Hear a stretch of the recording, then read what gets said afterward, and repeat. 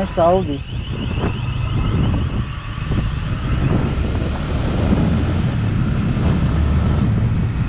I ćao svima ljudi, dobrodošli u novi klip, u novi motovlog. Pre svega hoću da vas zamolim da se subscribe-ujete na kanal. Statistika kaže da oko 80% ljudi koji gledaju moje klipove nisu prijavljeni na kanal, tako da bih vas zamolio da ostavite subscribe i kliknete zvonce vama je to sekund posla, meni mnogo znači, tako da sada možemo da pređemo na priču. Danas ne tako lepa tema kao što možete da pročitate iz naslova klipa. Peda je završila svoju karijeru, nažalost, ali ne zauvek, već samo za ovu sezonu. Ovako, drugar je pao sa pede, što dovodi do toga da peda izgleda ovako. Stavit ću sliku. Šta se desilo? Desilo se to da je izgubio kontrolu i udario u znak pored puta. Ja ne želim uopšte puno da pričam o tome, samo neke osnovne stvari. Najbitnije je da je on dobro, ne fali mu ništa, živ je i zdrav. Sreća, vozili smo polako i tu sad dolazimo do teme o opremi. Lik nije nosio kacigu, išli smo do terena na fudbal, fazon, pa ne znam da li ima 1 km od kuće. I eto šta može da se desi.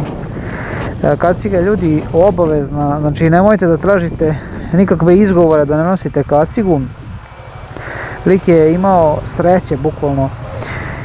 Šta se desilo sa motorom? Na motoru je oštećena cijela desna strana, napukla je prednja plastika, retrovizori, desno krilo cijelo, ta desna plastika, mislim. Zadnja kočnica, znači zadnju kočnicu je okrenuo, vrate, na opačke. I još tu ima nekih sitnica. Što se tiče mašine, ostala je čitava i sve normalno pali, radi, što je ajde jedan plus. Ovo ćemo sve srediti, to su plastike, da se sve zameniti. A ja ću napraviti neki serijal, fazon ne znam, popravka pede i tako. Znači sve ćemo detaljno snimiti kako popravljamo, sklapamo. Tako da bih vas eto zamolio da se subscribe-ujete na kanal i ostanete uz kanal, pratite ga. Nemam šta više i da dodam iskreno što se tiče ove teme. Hoću da kažem da kacigu obavezno nosite. Išli na neki duži put ili ne znam do prodavnice, samo kaciga je obavezna. To bi bilo to za ovaj klip. Još jednom bih vas zamolio da ostavite subscribe na kanal. Vama je to sekund, a meni mnogo znači. Podelite ga sa vašim drugarima. Ajde da vidimo eto da li možemo do kraja oktobra da stignemo do 500. Ja mislim da možemo.